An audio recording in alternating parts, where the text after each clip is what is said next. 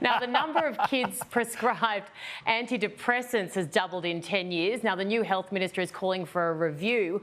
Do we need new guidelines? This is terrifying.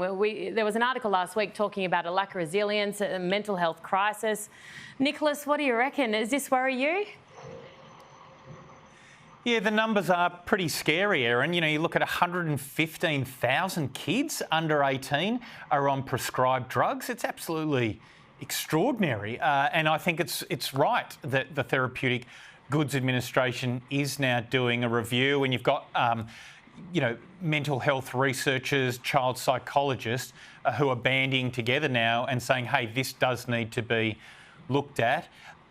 Look, I've got friends of mine who've had troubles with their kids, and they have found that using some prescription drugs has helped them with some of the battles that their kids are going through. So I'm not here saying that prescription drugs are all bad for kids. There are certain instances that I'm aware of, that I've seen in my own life, where it does seem to have made a positive difference to a kid. But like when you've got 115,000 kids on prescription drugs, and also emerging evidence about kids finding it really hard to get off them, they do seem to be quite addictive, then yeah, it seems timely for there to be a pretty thorough review of this situation.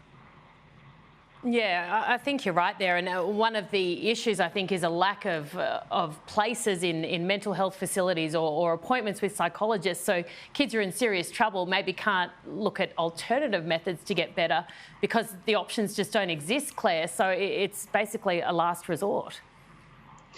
Yeah, I agree, Erin. And what we need to remember is that there are so many reasons why our young kids are struggling with their mental health. And I think we only have to look at the pervasive impact of social media to just have a hint at what might be worrying young people or impacting upon their mental health. So looking at these numbers of the number of kids on antidepressants, yes, absolutely, that's something that we need to be considering, whether or not that's the appropriate treatment for them. And also let's have a think about why those numbers might have gone up in the last decade as well.